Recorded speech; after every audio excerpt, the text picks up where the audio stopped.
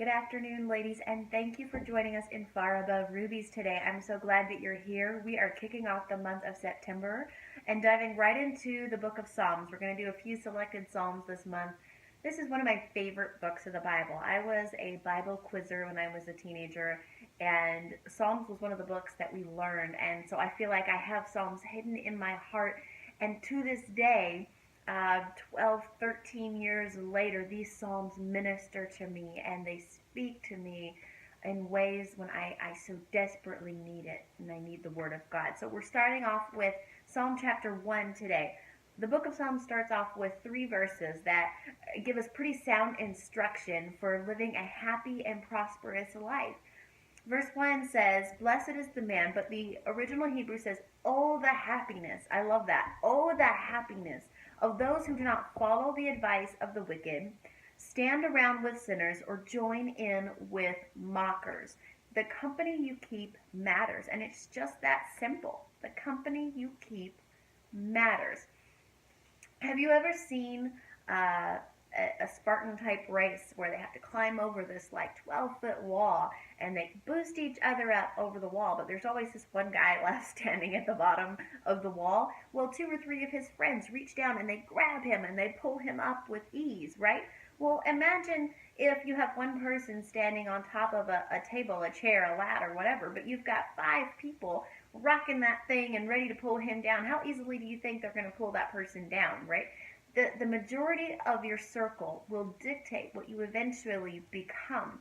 Who you spend the most time around will dictate what you eventually morph into as a person, how you will grow as a person. And if you hang around with people who are wicked and who are sinning by choice, who are not striving to go in God's direction but happy in their sin, you will go in that direction. But if you spend time around people who are striving, who are running towards God with all of their heart, you will become like those people. I want to surround myself with people who are heading in God's direction, who can pull me up and not pull me down.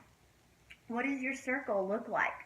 What does your Facebook friend list look like? What does your news feed look like when you scroll through on Facebook every day? Is it filled with filth? Or is it filled with encouragement and the Word of God and joy and excitement? Who speaks into your life? Who speaks into your marriage? Who speaks into the lives of your children? These things matter.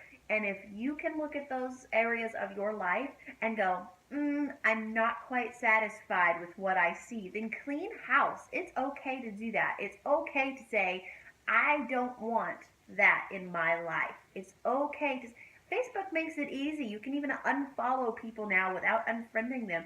Make sure you are aware of what you're feeding into your heart and to your mind. This doesn't mean that you don't invest in people. It means that you are choosy about who invests in you. Verse 2 says, "But they delight in the law of the Lord and meditate in it day and night." You want peace, you want joy, you want wisdom, understanding, love. You want to grow in patience. You want to grow in godliness. You want to grow close to the Lord. Get into the Word of God. Read it. Pray it. Search it. Study it. Memorize it. Sing it. Make the Word of God something that floods your life, something that floods your heart and your home. Make it something that your children hear constantly. Make it something that is a part of your day from the time you get up to the time you go to bed, that the Word of God is ever present in your home and in your heart and in your mind. Meditate on its meaning. Meditate on its promises, and you will see a difference in your life. The psalmist tells us in verse 3 that if we do these things, if we mind the company that we keep, and if we delve into the Word of God as a way of life, and this is a paraphrase of verse 3, that we shall be like trees with our roots planted in a life-giving place, bearing fruit in each season, always full of life, and we will prosper in whatever we do. We will prosper in whatever we do. He didn't say that life would be easy. But he did say that whatever we do, whatever we lay our hands to, we would prosper in those things. Your challenge today is to read Psalm chapter 1, to share something below that stood out to you, something you love about this chapter. Secondly, clean house in your circle, including your Facebook. I'm challenging you to do that this week.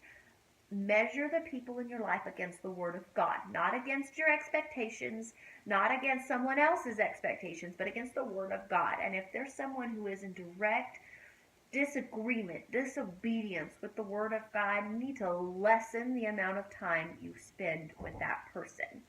3, find new ways to fill your life with the Word of God. Absolutely fill your life with the Word of God. If no one has told you lately, you are loved, you are cherished, you are valuable, and your worth is far above rubies. You have a couple of great guest speakers coming to you in the next couple of days. I'm excited to hear from them. Make sure you check back in here and participate. We'll talk with you soon.